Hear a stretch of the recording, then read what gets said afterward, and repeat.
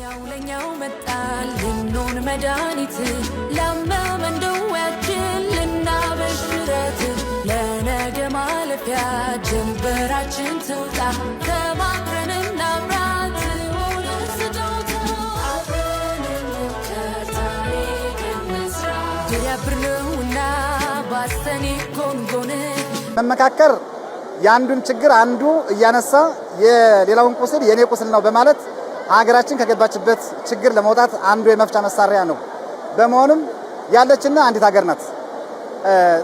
ጥያቄዎች ሁሉም የሚፈቱት ችግሮች ሁሉ የሚፈቱት ቁጭ ብሎ በመወያየት በመመካከር በመነጋገር እንጂ በትጥቅ ትግል ምንም አይነት ውጤት አያመጣም።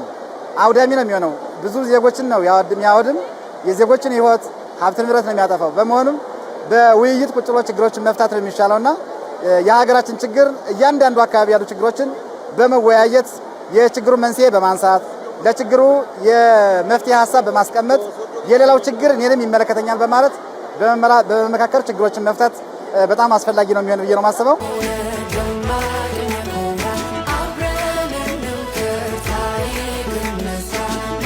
የቀረ ብሔር ብሔረሰብ የለም፣ የቀረ መደብ የለም፣ የቀረ ሃይማኖት የለም፣ የቀረ ድርጅትም የለም ማለት ይቻላል። እና አሳታፊነቱ እጅግ በጣም ሰፊ ትብጥሩም በጣም የታሰበበትና የተጠና ነው እና እጅግ በጣም የሚያስደንቅ ነው። ማንም አስተያየት ሳይሰጥ አይታለፍም። በእያንዳንዱ ርዕስ ላይ ሁሉ አስተያየት ይሰጣል። ሁሉ የመሰለውን ሐሳብ ይሰነዝራል እና እጅግ አሳታፊ ነው።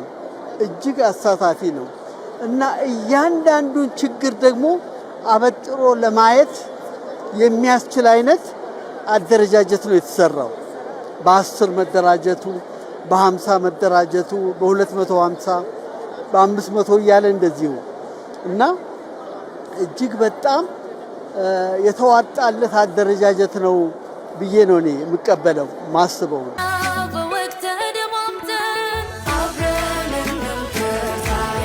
እያንዳንዱ ሰው የሚፈልገውን ሐሳብ በሚፈልገው መልኩ በሚፈልገው ቋንቋ ጭምር አስተርጓሚ ተመርጦለት አለመናገር አይቻልም። እየሄደበት ያለ ሂደት አስተማሪና ደስ የሚል ነው። ከዚህ ሂደት የተማርኩት ነገር ምንድነው? የማይገናኙ የሚመስሉ ሐሳቦች ዛሬ ላይ እየጠበቡ መተው መሃል ላይ እየተገናኘን ያለ ነው። እነዚህ ነገሮች ቀጣይ የሀገራችንን ዕጣ ፈንታ ወደ ምን ይወስደናል?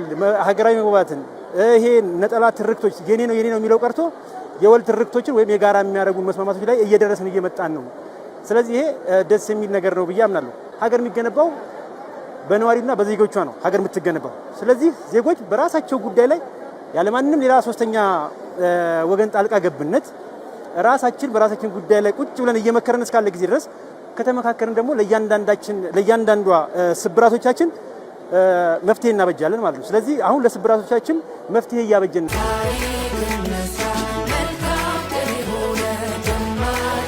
ሀገር የምትድነው በምክክር ነው። እንዲሁ የራሴን ሐሳብ ብቻ መጫን ነው የተለመደው። ከዚህ በፊት የሚታወቀው ብዙ ሰዎች አገራቸውን የገነቡት በአንድ ሌሊት አይደለም። ብዙ ረጅም ወራቶች፣ ረጅም አመታቶች ተመካክሮ ነው ሀገር የገነቡት።